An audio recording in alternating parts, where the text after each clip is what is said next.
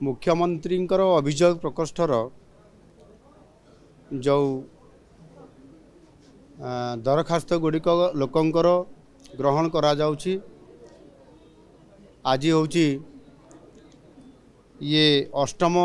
दिन माने अष्टम पाड़ी एवं आज मध्य 1000टी दरखास्त तांकर पंजीकृत होईछि एवं वर्तमान सुधा 700टी दरखास्त ग्रहण होईकि तांकर विभिन्न विभाग को पठा जाउछि। सेगुड़िक तुरंत यथा समय कार्यकारी करिबा पई विशेष करिकि ये गत वर्ष 2024 जुलाई मास 1 तारिख रु आरंभ होइतिबा ये जी अष्टम दिन अष्टम पाड़ी रे पहुँची एवं एथिरे देखिया पई गले समुदाय 8031टी दरखास्त ये विगत दिन मानकरे आसीछि एवं जेते सब दरखास्त गुड़िक आसीछि ता उपरे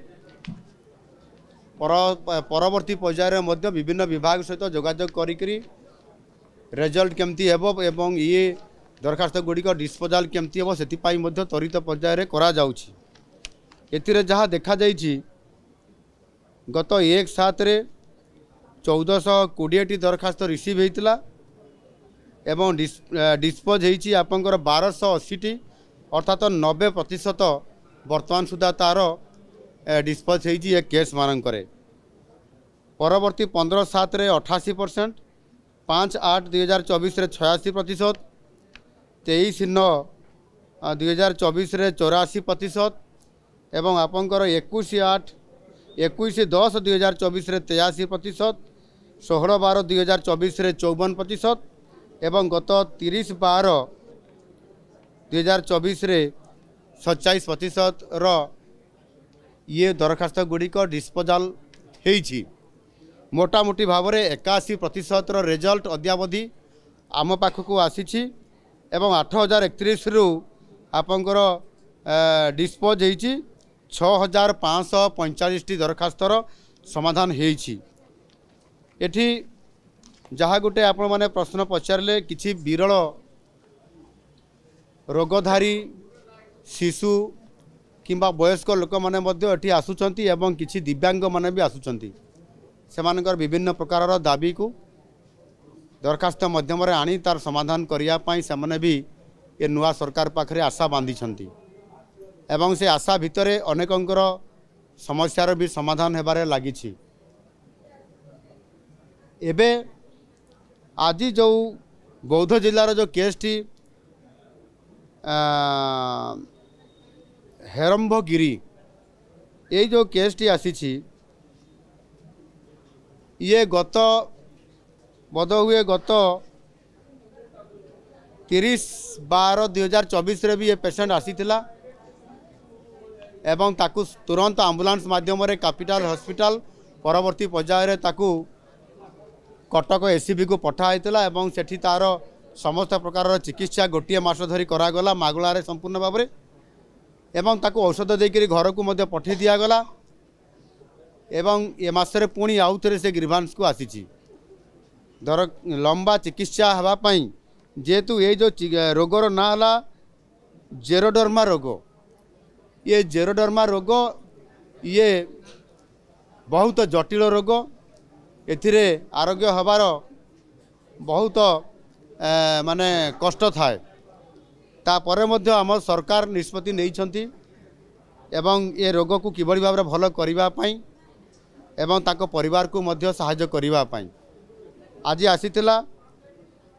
एवं सीए चिकित्सा ये तुरंत गोटे जगार हेबो नहीं घर को आसीबो मेडिकल को जीव घर को आसीबो मेडिकल को भी जीव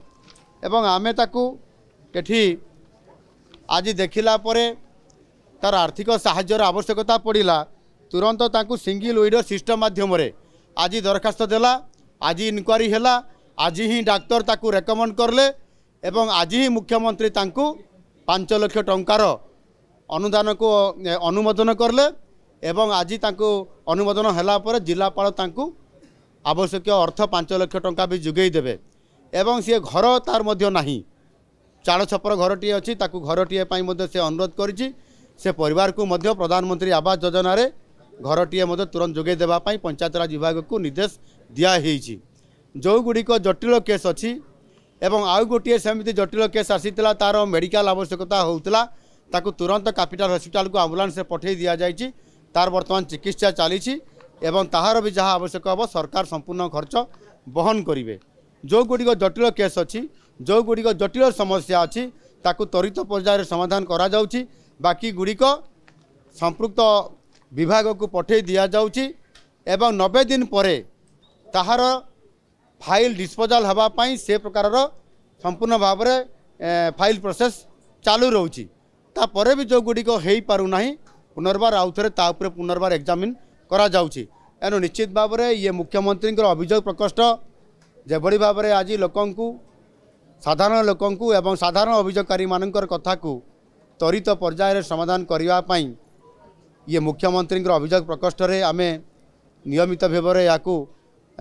मान्यवर मंत्री मानकर उपस्थिति रे मान्यवर आमर किछि विभागर अधिकारी उपस्थिति रे ये कार्यक्रम को आमे त्वरान्वित जारी रखीचु मु आशा करी निश्चित भाव में धीरे धीरे अनेक केस मध्य जिला अभियोग प्रकोष्ठ रे जोटी जिलापाल माने नौछंती प्रति सोमवार दिन से सबु जिले में नियंती आज भी नौछंती एवं सेठी भी अनेक दरखास्त आसुची तार भी समाधान धीरे धीरे करा जाउची मु बेसी समस्त अभियोगकारी जो माने तांकर विभिन्न समस्या नहीं करी आसुचंती अभियोग करने से अनुरोध करी से प्रथम निज जिले में जिलापाल निकट में अभियोग करूँ से भुवनेश्वर को आसिले अधिक खर्चांत होती एणु सेठी निश्चित भाव में तार समस्यार समाधान करा जो गुड़िक जटिल केस अच्छी रेफर होकर आसिले तार भी निजे मुख्यमंत्री अभियोग प्रकोष्ठ एवं निजे मुख्यमंत्री तार समाधान निश्चित भाव में करेंगे। धन्यवाद।